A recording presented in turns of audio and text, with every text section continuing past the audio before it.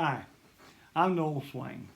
I'm a certified financial planner practitioner, and I've been a working financial advisor for 36 years.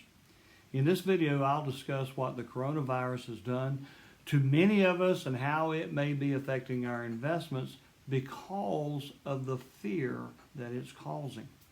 This pandemic of the coronavirus has changed the way we do so many things. It's made us hunker down in our houses. It's caused many of us to lose our jobs. It has caused a mountain of fear. And like you, to be honest with you, I'm sort of getting tired of being afraid of it. This virus has changed our lives in countless ways, and to be honest with you, I don't like it. Even though I still get up and drive to work every day, I only have one of my 3 staff members to come in with me because of the virus. And even though I schedule myself out of the office occasionally, I still come in on those days. I can't really stay away. So my weekly schedule has changed much less than the average working guy. I'm just not seeing people in person right now.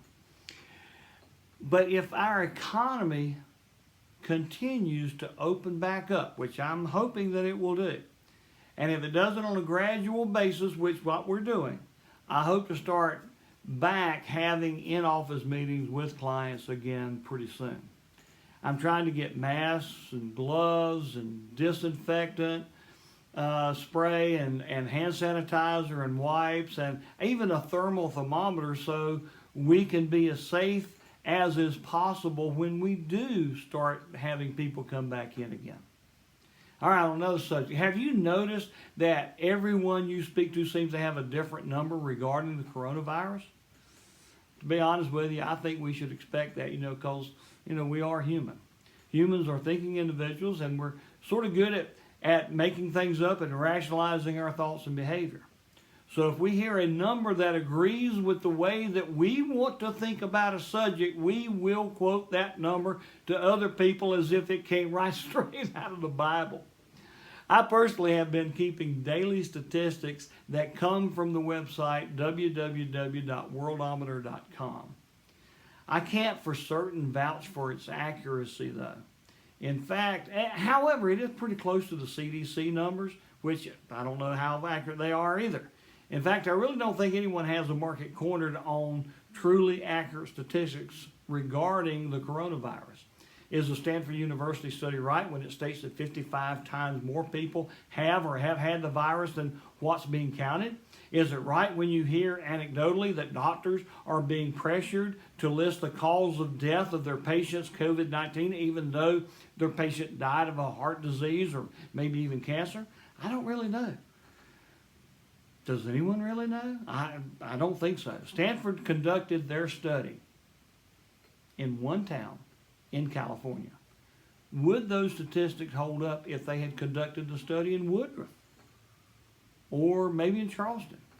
Are all doctors being pressured to fudge the numbers or just some of them?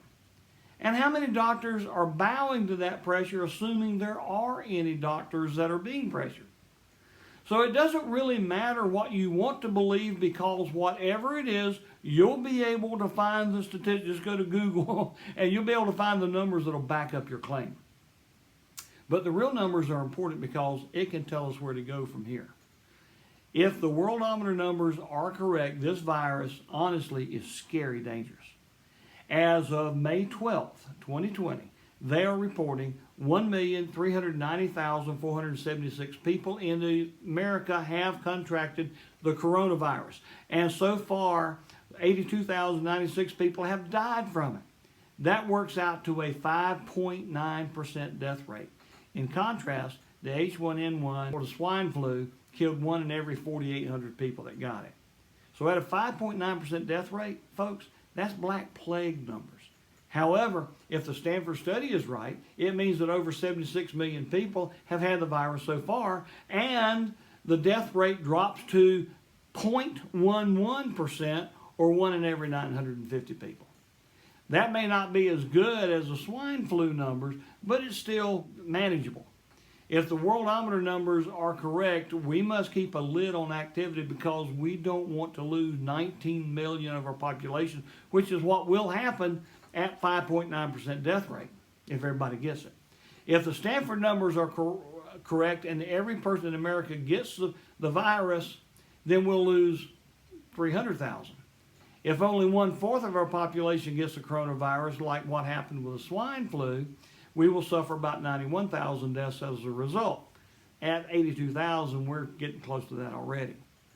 And we didn't social distance with the swine flu, but the swine flu wasn't as contagious or as virulent as the coronavirus is. See, the deeper we get into the numbers, the more complicated this whole subject becomes. Then there's the peripheral issues that must be addressed. People are out of work and they're hurting. For some, staying at home brings more drinking, more spousal and child abuse. It also brings more missed car payments and more missed mortgage payments. Unemployment and stimulus checks, they're helping some right now, but there's no guarantee there will even be a job to come back to because small businesses right now they're being slaughtered. People who live paycheck to paycheck are going to find it hard to make back up what they've lost. So as the individual state governors try to balance the safety of their citizens with the overwhelming economic cost of staying on lockdown, we can only pray that they each get it right. Now moving on. The stock market, after the initial 35% drop in value, has had a remarkable resilience. The Dow lost near 11,000 points at the beginning, but has made up half of that in the subsequent weeks. I didn't, and I still don't, believe that the downturn is over. Some people believe this will be a V-shaped recovery with the bottom of the V already behind us. The stock market is forward-looking, so if the economy recovers from here, those folks may well be right. In my view, however, this shutdown hit us so fast and so hard that we have not yet felt the pain that could be coming. Like an injury to a football player during a game, many times he doesn't feel the real pain of the injury until the next day. If business doesn't pick back up pretty quickly when we do open back up, we could well see a W-shaped recovery, with the next bottom being a lot worse than the first one. But nobody really knows. We are all dealing with something we've never before experienced. But we do believe in these weird and scary times, and with no past experience to rely on, a good way to reduce risk is to engage as far as investments in an active management and to leave your emotions at home.